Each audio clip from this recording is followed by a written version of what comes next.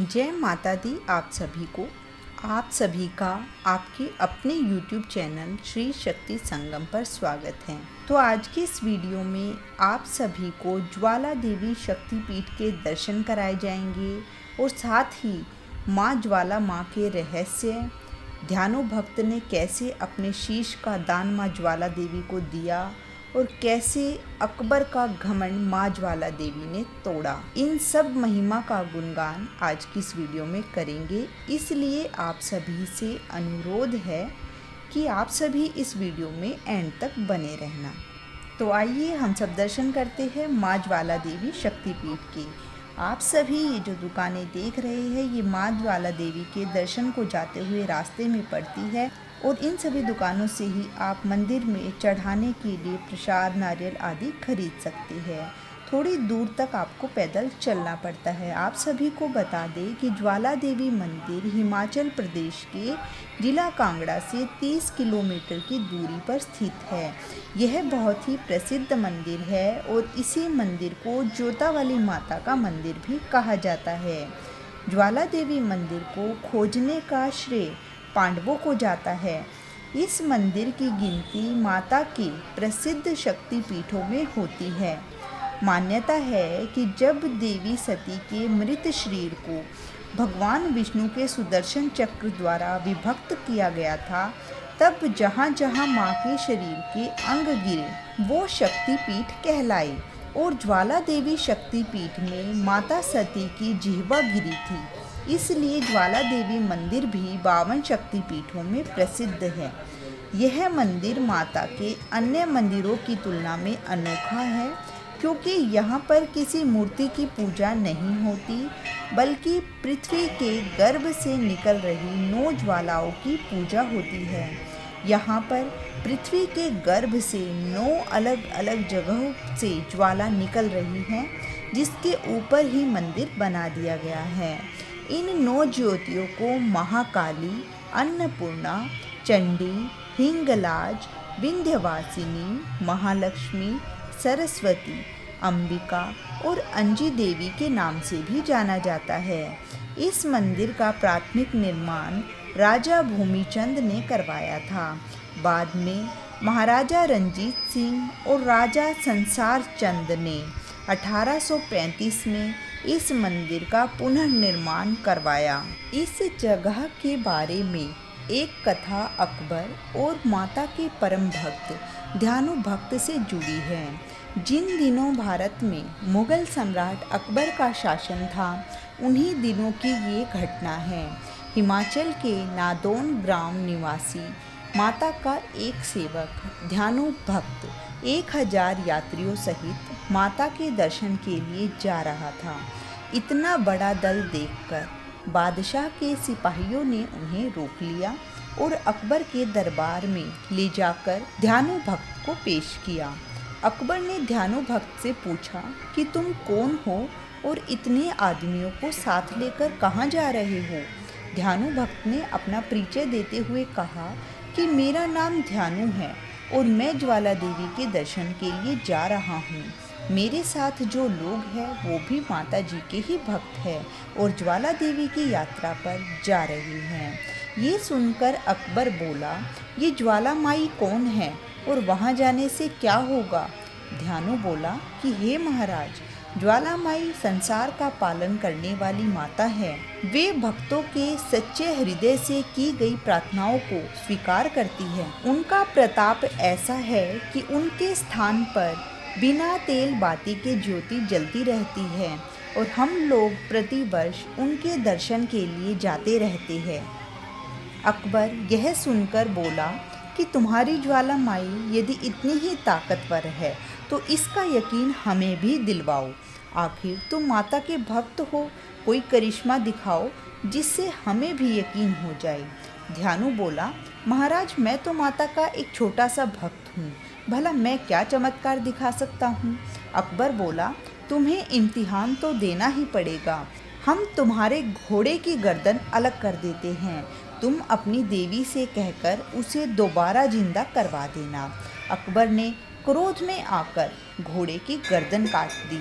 अपनी मुक्ति का कोई उपाय न देखकर ध्यानु भक्त ने बादशाह से कहा, महाराज, मैं देवी माँ के पास जाकर अपनी प्रार्थना करूँगा कि वो घोड़े को जीवित कर दे।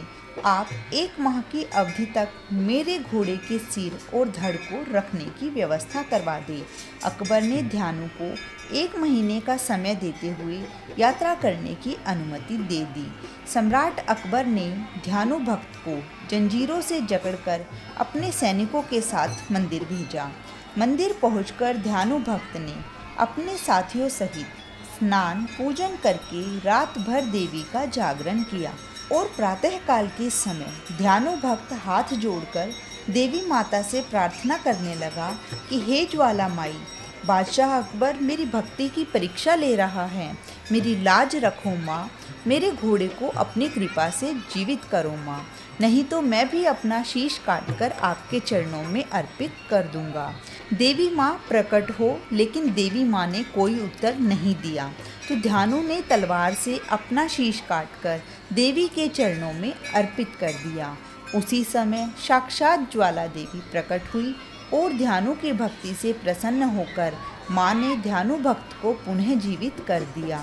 ये चमत्कार देखकर अकबर के सैनिक भयभीत हो गए और अकबर के पास भागे। माँ ने ध्यानु से कहा कि पुत्र, तुम्हारे घोड़े का सिर भी जुड़ गया है। यदि तुम्हें कोई और वर मांगना है तो मांगो पुत्र।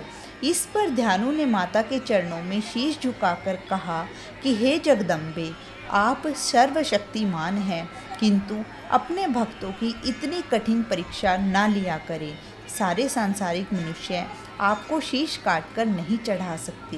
कृपया साधारण भेंट से ही अपने भक्तों की मनोकामना पूर्ण करना माँ। तब ज्वाला माँ ने ध्यानु भक्त को ये वरदान दिया कि जो कोई भी मेरे दरबार में आकर सच्चे मन से प्रार्थना कर नारियल भेंट स्वरूप चढ़ाएगा, मैं उसकी ये भेंट स्वीकार कर उसकी सभी मनोकामनाओं को पूर्ण करूंगी। और तभी से नारियल की बलि देने का प्रावधान है। ध्यानु भक्त को आशीर्वाद देकर माता अंतर्ध्यान हो गई। उधर अकबर के सैनिकों ने अकबर को सारी बात जाकर बता दी। अकबर ने देखा कि ध्यानु का घोड़ा अचानक फिर से जीवित हो उठा है, परंतु अकबर को अभी भी विश्वास नहीं हुआ और उसने अपने सैनिकों को माँ ज्वाला की ज्योति को बुझाने के लिए ज्योति पर लोहे के तवे रखने के आदेश दे दिए। लेकिन अकबर द्वारा किए गए ये प्रयास विफल हो गए और ज्योति वैसे ही पहले की भांति जलती रही। लेकिन अकबर अभी भी शांत नहीं हुआ और उसने फिर से माँ की ज्योति बुझाने के लिए नदियाँ खुदवाकर मंदिर पर पानी बरसाने के आदेश दिए ताकि पानी का बहाव ज्योति को बुझा सके। लेकिन मूढ़मती अकबर के सभी प्रयास विफल हो गए और अब उसने खुद जाकर मंदिर में ज्योति देखने का निर्णय किया। लेकिन घमंड के वशीभूत होकर अपने आप को मुगल सम्राट कहते हुए बोला कि ज्वाला देवी को भी तो पता चलना चाहिए कि उसके दरबार में मुगल सम्राट आया है। इस पर उसने अपने सैनिकों को एक सोने का छत्र बनवाने का आदेश दिया, जिसे लेकर वह ज्वाला देवी के सामने जाएगा और माँ को दिखाएगा कि राजा ने सोने का छत्र भेंट किया है। सोने का छत्र लेकर बड़े अभिमान से अकबर ज्वाला माई के दर्शन को जाता है। अकबर ने अभिमान से वो छत्र देवी को अर्पित करना चाहा तो वो अकबर के हाथ से छूटकर नीचे गिरकर टूट गया और सोने की जगह किसी और धातु में बदल गया। वो धातु ना तो पीतल की थी, ना ही लोहा, ना चांदी, ना तांबा। ये कोई पता ही नहीं लगा पाया कि छत्र किस धातु का था। अकबर समझ गया कि देवी माँ ने उसकी भेंट अस्वीकार कर दी है। अकबर द्वारा चढ़ाया गया खंडित छत्र ज्वाला माई दरबार में आज भी रखा हुआ है। ज्वाला देवी की महिमा और शक्ति को अकबर जान गया था, इसलिए उसने देवी माँ से क्षमा मांगी और दिल्ली वापस आकर सैनिकों को देवी माँ के सभी भक्तों के साथ प्रेम पूर्वक व्यवहार करने का आदेश दिया। माँ ज्वाला देवी ज्योति स्वरूप ही ज्वाला देवी मंदिर में विराजमान हैं। वैज्ञानिक भी आज तक ये पता नहीं लगा पाए हैं कि ये ज्वाला कैसे जल रही है। ये सब बातें यही सिद्ध करती है कि कि यह ज्वाला चमत्कारिक रूप से ही निकलती है, ना कि प्राकृतिक रूप से। मान्यता है कि जो भी भक्त माँ ज्वाला देवी के दर्शन को जाते हैं, उनकी सारी मनोकामनाएं माँ ज्वाला देवी अवश्य पूर्ण करती है। भक्त अपनी खाली झोली खुशियों से भरकर माँ ज्वाला देवी दरबार से खुशी खुशी अपने घर को लौटते हैं। जयकारा जोता वालीदा, बोल साचे दरबार की जय। मुख्य मंदिर श्री ज्वाला जी।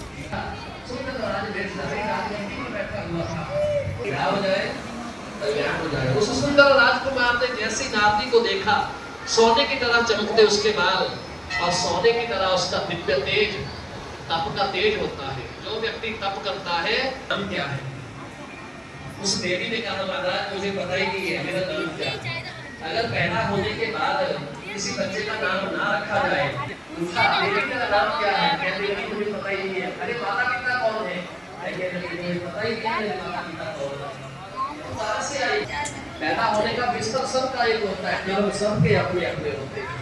स्वयं कर्म करोति आत्मा स्वयं तत्फल कश्नुते, स्वयं वृत्ति संसारे स्वयं तस्मात् विमुच्यते। कर्म न जायते जन्तु कर्म नैव विलीयते, सुखम दुःखम भयं एवं कर्म नैव विपश्यते। माता पिता वही है।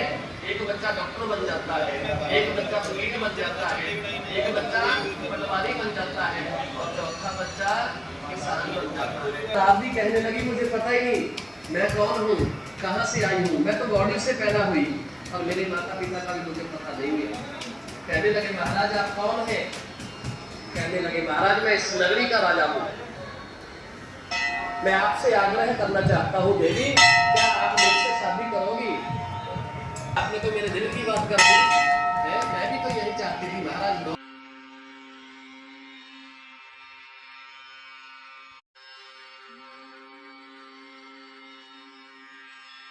माता रानी आप सभी की झोलियाँ भी खुशियों से भरी रखे और आप सभी की मनोकामनाएं पूर्ण करे। तो आज की इस वीडियो में बस इतना ही। उम्मीद है आप सभी को आज की ये वीडियो अच्छी लगी होगी और आप सभी ने माँ के दर्शन बहुत प्यार से और सद्भाव से किए होंगे। तो माता रानी आप सभी को खुश रखे, स्वस्थ रखे। जयकारा मेरी महामाई दा, बोल साचे दरबार की जय।